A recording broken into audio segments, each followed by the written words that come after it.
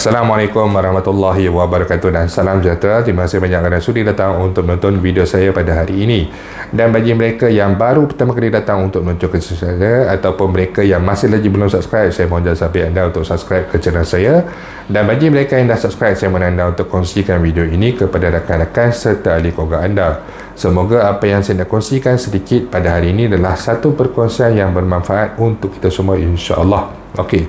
Jadi hari ini saya ingin berkongsikan sedikit kepada anda semualah berkenaan dengan isu bagi air citra ini, yang mana kita masih lagi membuat tuntutan, pelbagai kaedah, pelbagai cadangan telah pun dilakukan. Dan di sini saya terpanggil sikit untuk berkongsi satu, orang kata mungkin cadangan, mungkin idea yang mungkin boleh dipertimbangkan oleh pihak KDBSP, mungkin boleh dipertimbangkan oleh pihak Kementerian Keuangan. Yang mana kita tahu pada bulan Februari ini nanti insya-Allah dividen untuk caruman KDBSP tahun 2021 akan diumumkan, dan berdasarkan pada orang kata track record kadar pulangan yang kita lihat pada tahun lepas, kadar pulangan daripada segala pelaburan KDBSP bagi tahun 2021 adalah lebih memberansangkan, lebih baik, lebih positif berbanding juga dengan tahun pelaburan 2020. Jadi saya membaca juga banyak kereta-kereta akhbar dan sebagainya yang daripada pakar-pakar ekonomi yang meramalkan, yang mengatakan bahawa ada kebarangkalian dividen KDBSP pada tahun ini adalah lebih tinggi berbanding pada tahun-tahun yang lepas. Ada yang mensasarkan sehingga 6%, malah ada juga yang mensasarkan dan mengatakan bahawa tidak mustahil pihak KDBSP boleh membayar sehingga 7% dividen kepada pencarum. Okey, jadi di sini saya ingin mencadangkanlah sedikit berkenaan dengan kadar dividen dan sebagainya ni.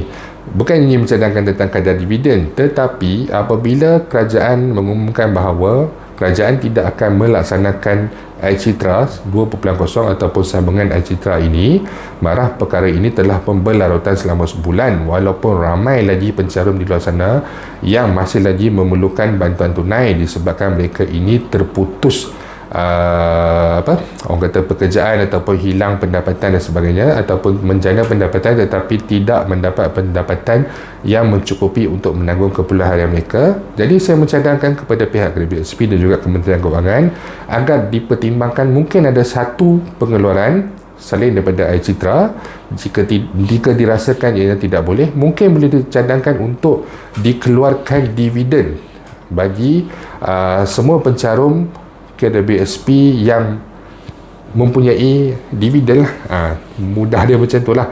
Maksudnya macam ni, dividen ni dibayar berdasarkan baki simpanan kita dalam tempoh setahun. Maksudnya bukanlah kalau kata pada bulan 12 hari tu kita dah dapat bayaran air citra yang terakhir, malah baki dalam akaun kita tu hanya tinggal RM1,000 sahaja sebagai contoh.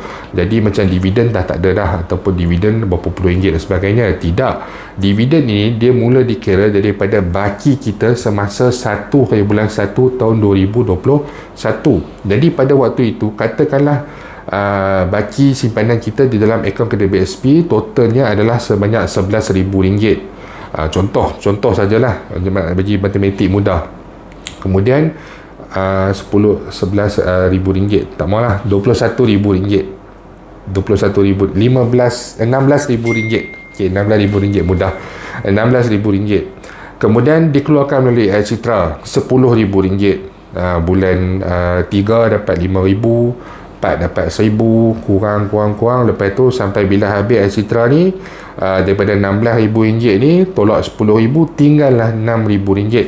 Kemudian pada bulan 7 mohon untuk air citra daripada RM6,000 ni, bulan 8 dapat air citra RM1,000, tinggal RM5,000. Bulan 9 dapat air citra RM1,000, tinggal RM4,000, dan sehinggalah pada bulan Disember dapat air citra RM1,000, tinggallah baki RM1,000. Tetapi untuk pengiraan dividen, dia akan mengambil baki terakhir pada setiap bulan. Hampir sama kaedah pengiraan dia dengan pelaburan ASB.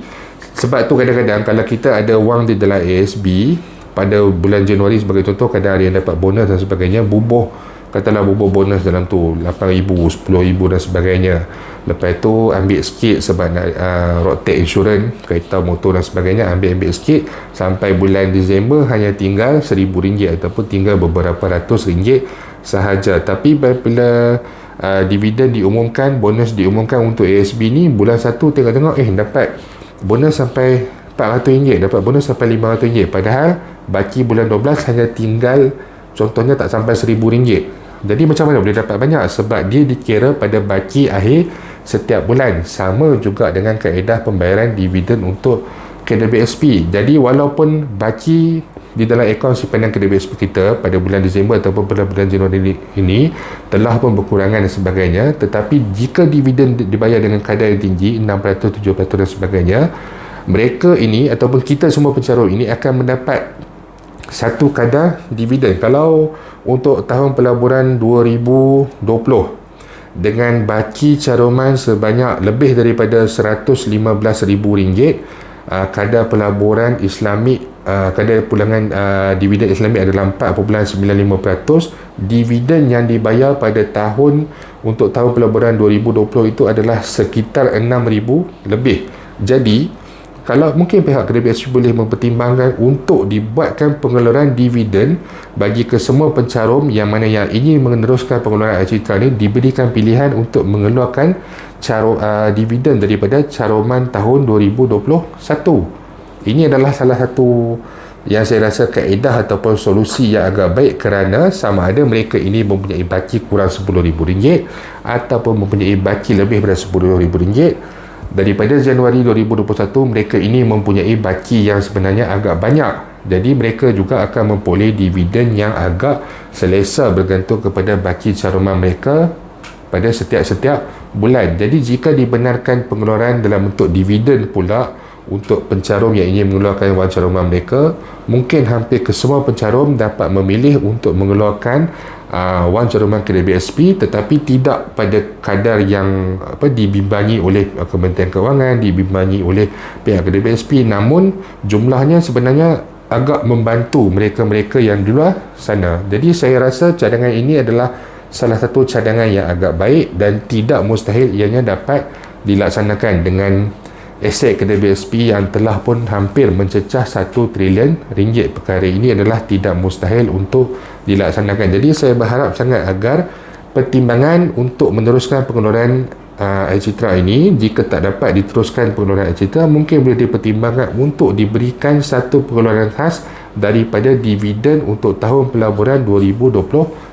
Jadi saya harap mesej berkenaan dengan untuk pengeluaran dividen ini dapat dikongsikan kepada semua pihak agar ianya mungkin dapat didengari dan dapat dipertimbangkan oleh pihak KWSP maupun pihak Kementerian Keuangan. Itu saja yang saya nak kongsikan sedikit pada hari ini, dan insyaAllah jika ada sebarang perkembangan terbaru saya akan berkongsikan kepada anda semua kelak. Dan bagi mereka yang mempunyai sebarang pandangan, sebarang soalan, sebarang masalah, anda boleh utarakan di ruangan YouTube ataupun di ruangan Facebook saya. Itu saja untuk hari ini. InsyaAllah kita akan jumpa lagi. Jangan lupa untuk share, jangan lupa untuk subscribe. Assalamualaikum warahmatullahi wabarakatuh.